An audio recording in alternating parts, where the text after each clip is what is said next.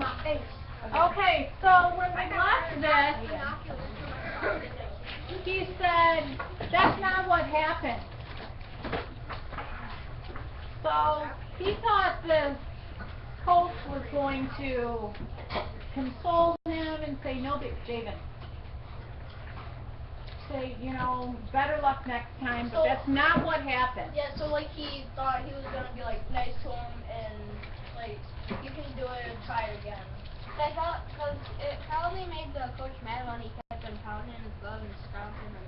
Yeah. Maybe. Because they could have distracted like someone out in the field or something, or like the pitcher when he's pitching, where like make him mess up or something. Okay. Hit the kids where they get like a base or something. So there's some sportsmanship going on here. Okay. All right. I thought I would make the big leagues. What he really did was glare angrily at me, and what he really said was, don't you ever do that again. He pointed out that while I was standing there pounding my glove, 2 Red Sox runs had scored. Next time you miss the ball, you turn around and chase it down. You don't just stand there feeling sorry for yourself. Understand? I nodded, and I never forgot. Garrett was right about that. Yeah. Well, you Because could they got the base. bases, so. Garrett wasn't But right about is it that. a coach's job to let 2 runs come in as one of his kids is throwing a little fit out in the... No, Yeah. really? Like, what are your thoughts on that? I know somebody that would do that. I don't want to know somebody that would do that, but is it okay? Because Emma said, well, that's a really nice coach, in a little sarcastic tone. Like our baseball coach is strict to us. And, like that's a good thing. So we can Brad Carson. And yeah, so we can like get it down, get in our head, and make sure we never mess it up. You guys, Okay, he's so in the military though. But let Yeah, me, been a while. okay, come back to me. Let me say this. If he's a good coach, and he makes you work hard, and you say it's because he makes it so that we don't ever mess up. He helps us so that we don't ever mess up. Is it okay to mess up? Yeah. And Garrett, he's not really strict, it's just he pushes you behind. Yeah, I know. Let's come back to this. Is it okay to mess up? Yeah. Okay, so this Jerry Spinelli messed up. Big time. Yeah, just learn from your mistakes. Yeah, Jerry, why'd you mess up? Learn your mistakes. So because you messed up, do you stand there and throw a fit? Yeah. Nope. You can. You can, but is it a good choice? No. Do you know Ethan Van Answer stuff? But I don't want to talk about any of the kids that are playing baseball with you. I know in your head you know somebody like this. Yeah, Jaden. I know you know somebody like this. So let me ask you this. Could you write about a time that that's happened? Could we stand on the shoulders of Jerry Spinelli and write about a time where we learned a lesson? Yeah, because I've had that happen to me. Like that pitcher, like if I was like going strikes, I was doing good, and I'd like sometimes I would get like too happy or something, and I would just like throw one that's like a ball like way away or like hit him. Yeah. It happened a lot. Okay, so are you saying you could write a personal narrative similar to this? Okay, I could too. It may not have to do with baseball. It could have to do with Football. Nope, it could have to do My dad taught me a with lesson. horse showing. Well, Okay, so like most of the kids in my class, I got better at sports simply by growing older. I went from being one of the worst players in Little League as an 11-year-old to making the All-Star team as a 12-year-old. The following year, I was the only 7th grader to start on the Stewart Junior High School team, at shortstop, of course. It mattered little that I was not very good at hitting a curveball, since most pitchers threw only fastballs. During the summer of junior high school, I played in a baseball league called Connie Mack Knee High for 13 to 15-year-olds. Before each game, one team would line up along the first baseline, the other team along third base. The umpire stood on the pitcher's mound, took off his cap, and read aloud the sportsmanship pledge, pausing after each line so the rest of us could repeat it in chorus. We pledge ourselves to be loyal to, among other things, Clean living. clean living, And that's the end of the story. and clean speech. In the final line, we promise to be a generous victor and a gracious loser. So what does that mean? We don't do that A generous victor and a gracious loser. Haley?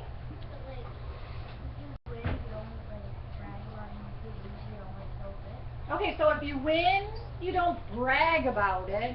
If you lose, you don't throw a fit. How many of you have ever bragged about winning? It was If you're not raising your hand, yeah, I'm lying. yeah. How many of you have ever when you lost? Thrown a fit when you lost. Royce. I got a little bit mad. Did you get a little bit mad? Hurry. No, but Yeah, that's something you have to decide on your own. It's not like Okay, so I need you to come back to this. Terry, I need you to come back to this. Okay. In the knee-high summer of 1955, I had little chance to be a gracious loser. My team, Norristown Brick Company, swept through the local league undefeated, winning our games by an average score of 12-1. One score was 24-0. One team simply refused to show up. Our pitchers threw 4 no-hitters, 3 by Lee Holmes. Opposing batters could no more hit Bill Bergzagornia's fastball than spell his name. We were a powerhouse. We beat Track in 2-out-of-3 to gain the state playoffs. 3 wins there put us into the title game. On a bright Saturday afternoon at War Memorial Field in Doylestown, Norris Brick Company defeated Elwood City 4-2 to become Connie Mack Knee-High champions of Pennsylvania. In the awards ceremony after the game, we were given jackets saying state champions. Elwood City players got trophies. A jacket would eventually wear out and be thrown away, leaving me with nothing to show for our great triumph. But a trophy was immune to frayed cuffs and mothballs. What does that line mean? It would get like dusty and A stuff. trophy is immune to frayed cuffs and mothballs. So that means it's not like, so moths eat cloth and stuff like that, and so it would be lasting forever. Okay, so do you think that the trophy will last forever versus the coat? And what did he get? He got the coat. If you never it can't be as again easily destroyed after as you the set trophy. it might last forever. Oh no, the trophy can't be It easily lasts destroyed. forever. Yeah, that's Emma just said it. A trophy can't easily be destroyed, a coat can. And I'm not saying, well, if there was a fire. I'm just saying, what Jerry Spinelli is saying is, I really wanted that state championship, and it was the thing I got that I put most of my importance into, instead of the title. Adam? So these are all real things in his life. So when he was 10 when he won that race against Froggy. I don't remember. Well, so he won that race and won a World State Championship game. I think he had a pretty important life. Well, I think he played some sports and probably excelled at them. But he's just writing about so this is a great point. He's done 2 different sports, and did he just write about his life in sports? No, he wrote about the time that he had a cherished memento, and now he's writing about a time where he gets another cherished memento, but now he's thinking, well, maybe the guys that got second place got a better memento. Well, he still thought about it. He said, probably to himself in his mind, you know, we worked really hard for the state championship. We didn't just, you know, slack off in practice. We got right there and we just started doing the stuff. Okay, so let's go on. I watched as each Elwood City player walked up for his trophy and cash prize A week later, during a banquet at the Valley Forge Hotel in downtown Norristown, to my relief, we were each given a magnificent trophy. Chucking dust on a 4-base diamond was only part of the baseball life. There was this long list of Major League batting averages to pore over each Sunday in the Philadelphia Inquirer. There was the Baseball Encyclopedia, my first history book to study. Long before I knew the difference between Yorktown and Gettysburg, I knew Ty Cobb's lifetime batting average and Cy Young's total career pitching victories. Oh, snap. There were cards to flip. We bought Fleer's bubble gum just to get the baseball cards, and then we dueled. Flip one corner of the card between forefinger and middle finger and flip outward, frisbee-like, toward a wall. The kid whose card lands closest to the wall picks up the other card. The stacks of cards I won this way would be worth a fortune today if I'd kept them. There were baseballs to tape. Seldom in our sandlot games did we have a ball with a real stitched horsehide cover still on it. Most often, the balls were covered in dirt. Please say dirt. Mud. It's dirt. Black utility tape. A white ball was a real treat. It meant that someone had sneaked into the medicine chest at home and used half a roll of first aid tape. There were hours to spend bouncing tennis balls off neighbors' brick walls, any wall but that of the mysterious barber across the street. For hours each week I scooped up the rebounding grounders, practiced to be a great shortstop. Considering the thumping I gave those houses, it's a wonder I was never chased off. Maybe the behind the lines understood that in my mind I was not really standing on George Street, but in the brown dust of Connie Mack Stadium, out at shortstop, fielding hot shots off the bat of Willie Mays.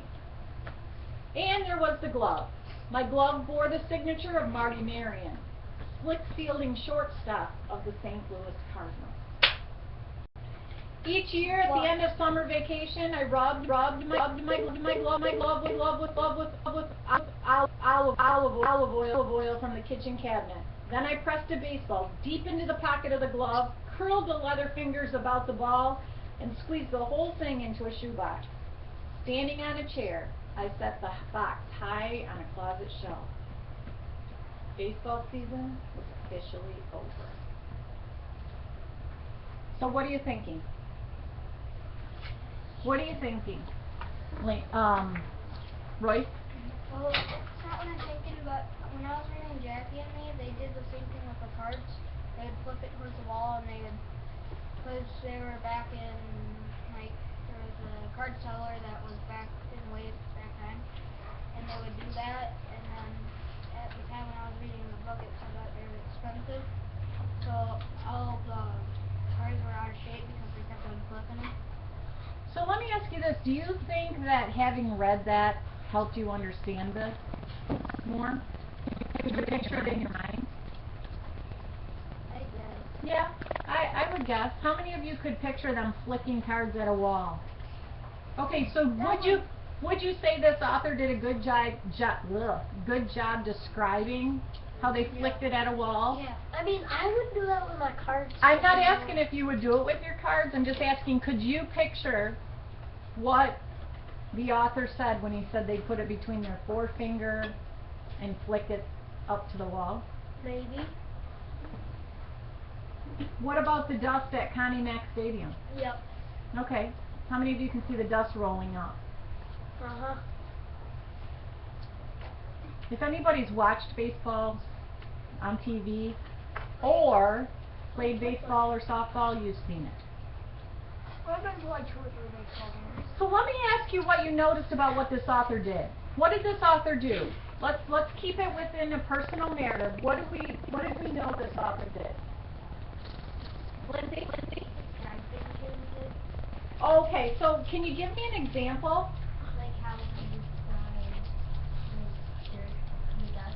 Okay, so he really describes things good. Why do you think a writer has to describe things good? Okay, so they definitely describe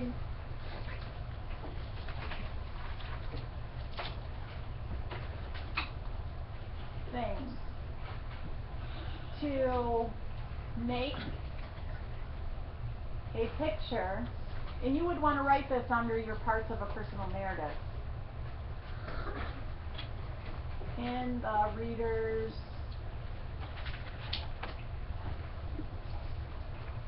mind.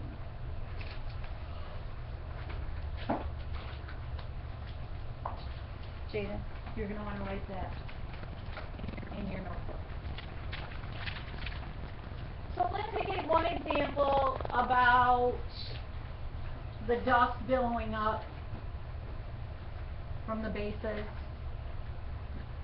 Where else is an example where this author did a good job at describing? Dakota? He did that describing the team uniform. Oh, the team uniform. Okay, they were the Green Sox. Did he just say they were the Green Sox?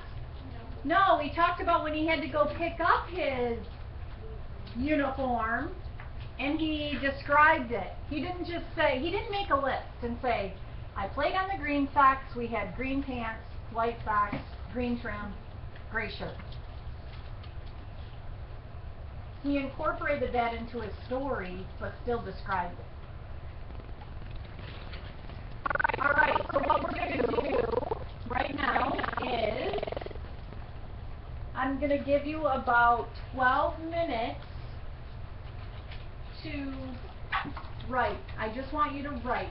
You can write about anything you want. Nope, it has to stay in this notebook. So you can write about anything you want, or you can write about a special time. But we need to get that fluency of writing improved. And we need our writing stamina improved.